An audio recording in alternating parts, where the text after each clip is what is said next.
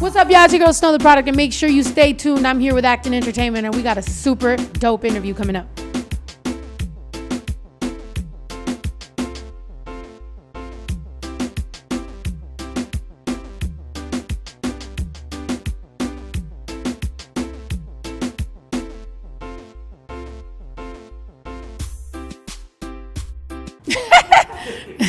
I was eating chicken nuggets one day, and somebody came up to me and was like, "You're gonna do a McDonald's?" No, I'm just joking.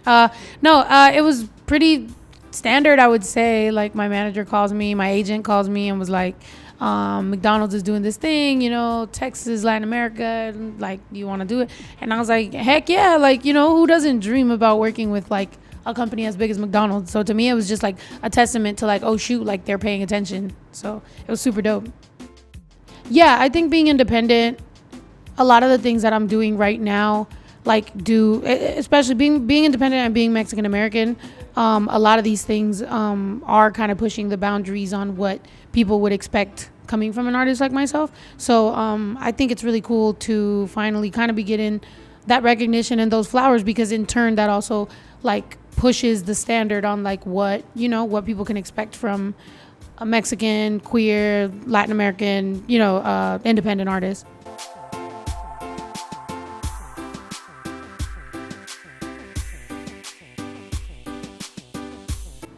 I feel like I always plan to, but I just keep dropping music, like songs and stuff, just because it's hard. Like, artists, when you're independent, like the big thing about it is being consistent and like continuously dropping music.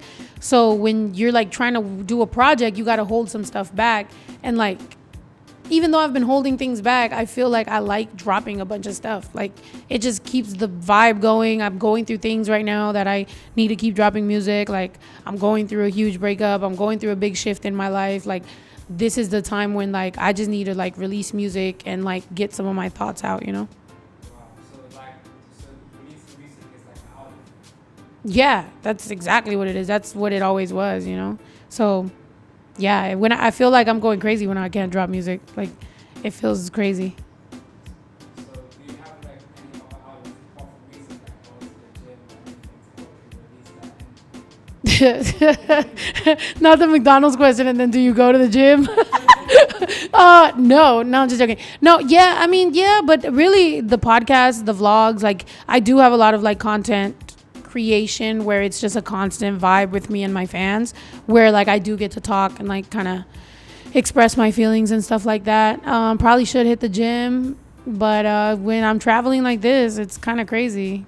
Like, we just got here from Spain, and literally I think the biggest workout was getting to the house where we're staying at, because that was crazy. We got to walk through the woods. There was like a coyote. I'm pretty sure there was like spirits. There was a freaking cemetery across the street. Yeah, I can't believe what's going on right now, but hopefully it's not haunted. Did you guys book that place yourself? No, my assistant did. Oh my God. I know. So, oh my Shouts out Lisa. She's out here wilding.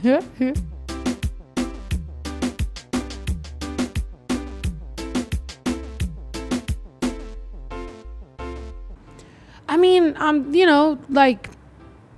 multifaceted, like as an artist, as a person. Like, I go through ups and downs. Sometimes my career's going well and my personal life is shit. Or the other way around. Like, it's always a bunch of ups and downs. I'm grateful for like everything that's been happening this year, as far as professionally and with my team, and finally coming back to touring and being in the UK for the first time. Like, there's been a lot of different things that I'm very happy about. But obviously, there's bad things too that you kind of could get down on your luck about. But I don't know. You just kind of keep working. There's nothing else you could do, really.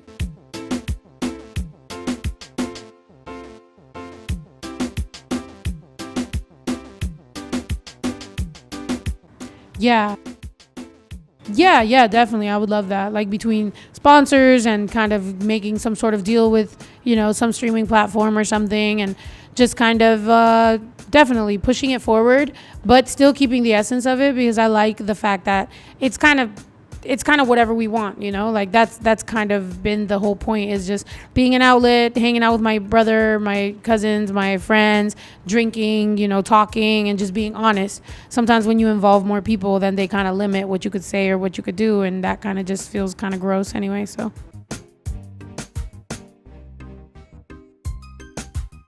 oh, it's super hard.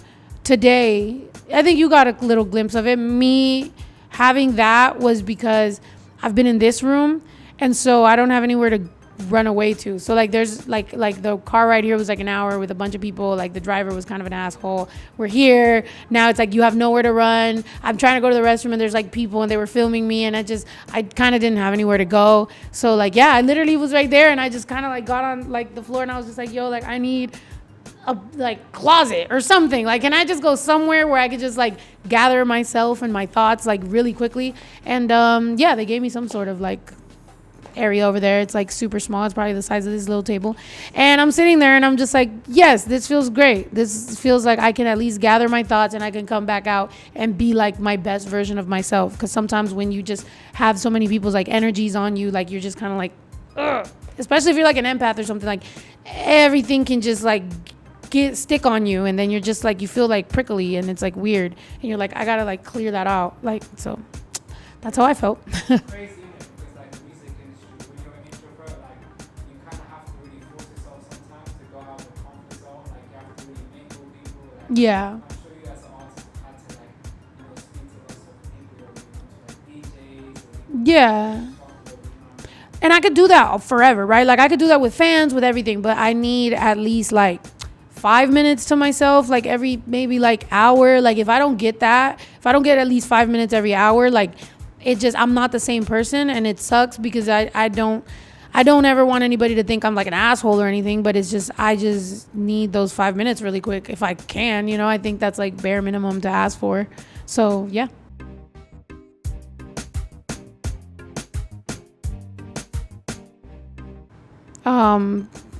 Just those 5 minutes.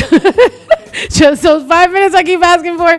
No, yeah, pretty much. Like if I could just have little bits of time where I can gather my thoughts, I'm pretty cool. I'm a really hard worker, so like I'll figure it out. But just that's my biggest thing. I don't really need like a super big spa day or anything. I just need to continuously get a little bit of time alone throughout the day, and I'm pretty good.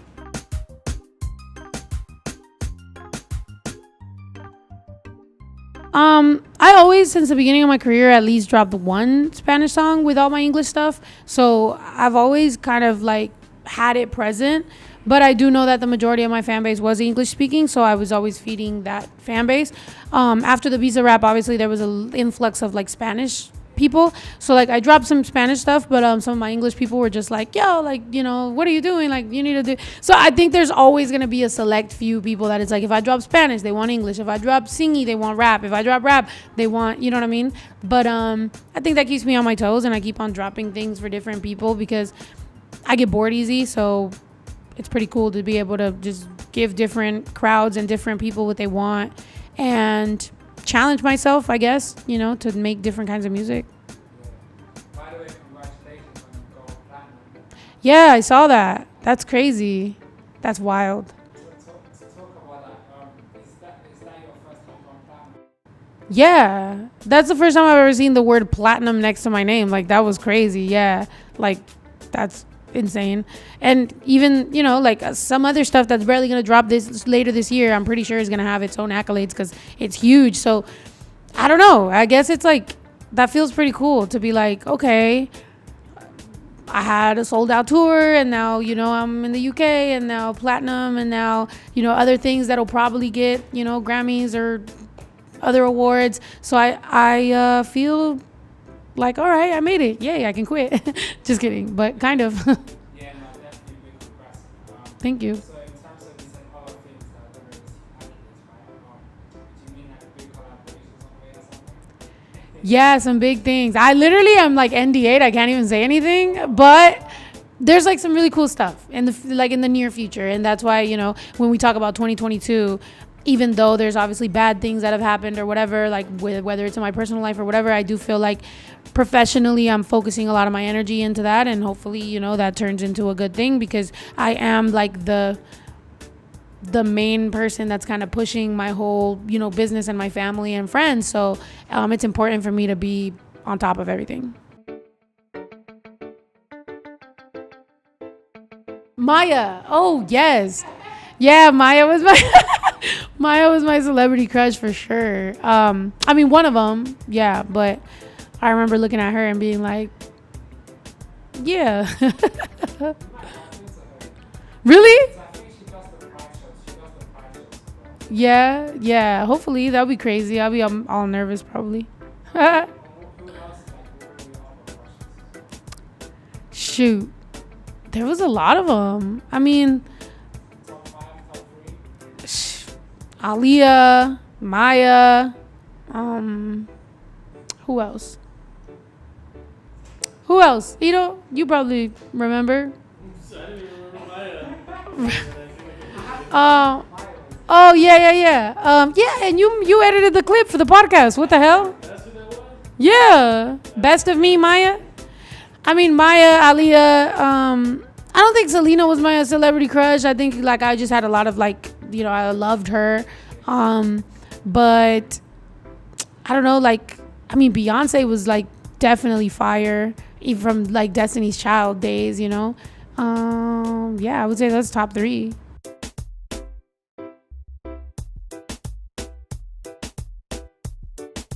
Yeah, when I was like 16, 7, it had to be 16. Yeah, my friend and I went out with some, like, her boyfriend and his brother, and then we go to Tijuana, and as we're crossing the border, like, it says like either red light or green light. They gave us a red light, but we just went because we were underage and we were like, drinking and stuff.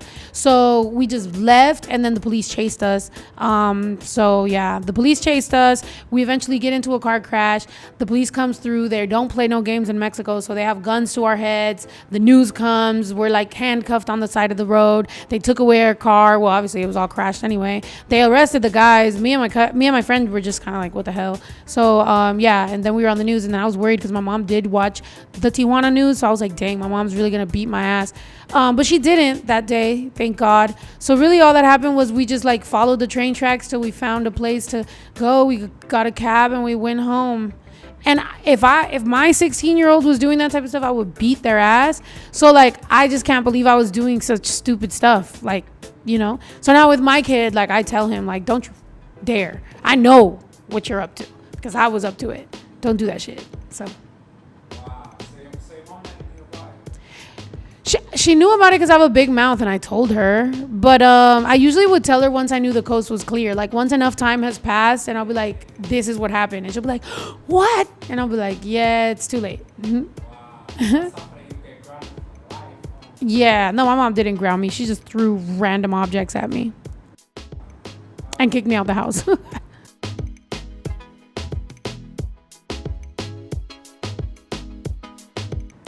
The hardest decision? Jesus.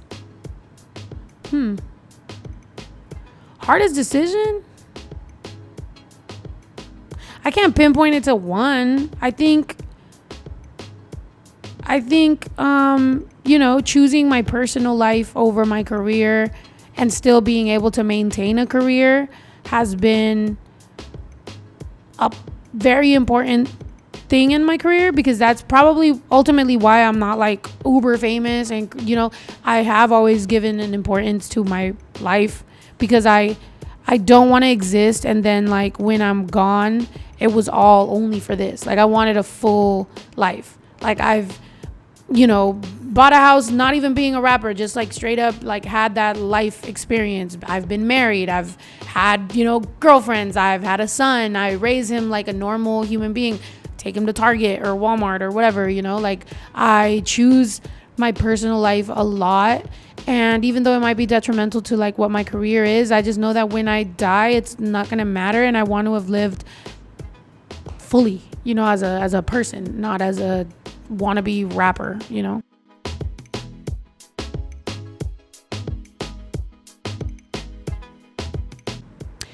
I think I'm mature. I think I understand what I just said. Like, the being a human being, the being able to acknowledge that, like, you're going to take some L's in some parts of your life because you are taking a W somewhere else. Like, you want to be very conscious in what your decisions are and what that's going to mean. And I like the modicum of success I've had where, like, some people know about me. Like, most people that know me love me. Like, you don't necessarily have to be like a fly by night fan. Like, if you run into me, like, you're gonna respect me enough and be like, hey, can I get a picture? Love what you're doing, you're good. I don't have that crazy screaming fan base, but it's like, that's good for me. Like, I like that. Like, I'm an introvert. I suffer from, social anxiety. Like, not everybody's meant for everything, so sometimes you have to understand that and be like, yo, this is what I like. Like, I like this level of this, it feels good to me. So yeah.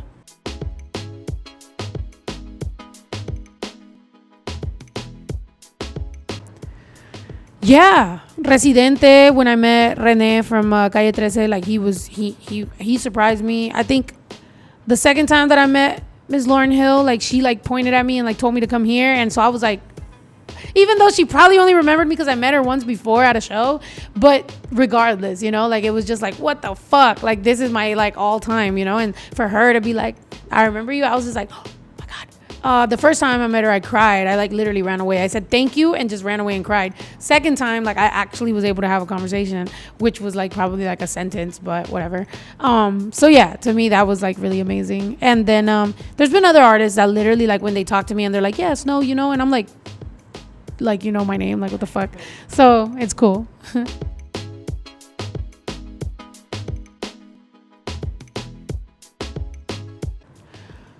I mean, I hear a lot of like me saving people's lives, which is like, sometimes I'm like I can't figure out which song, because I have some pretty like stupid songs sometimes that I'm like, please don't tell me like a name of a dumb song that I have.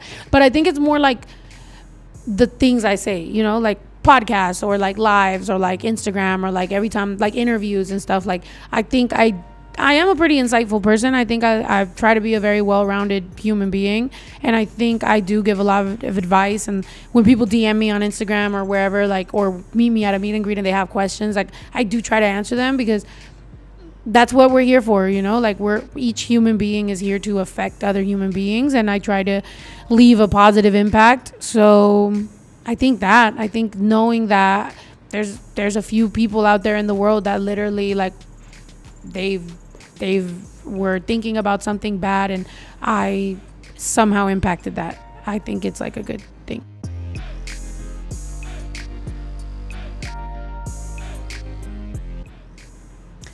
I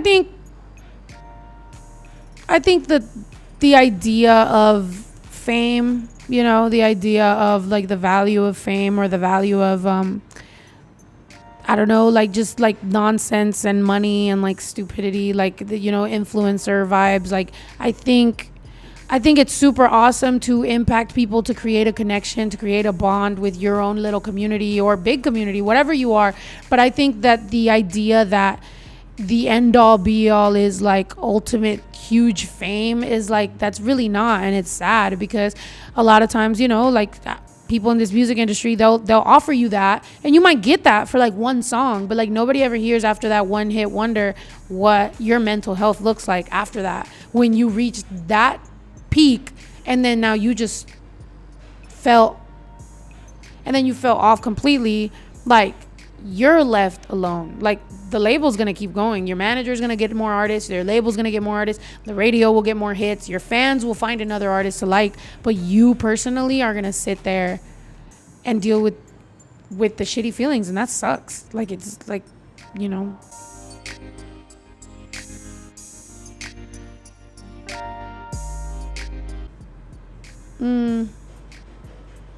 accountable.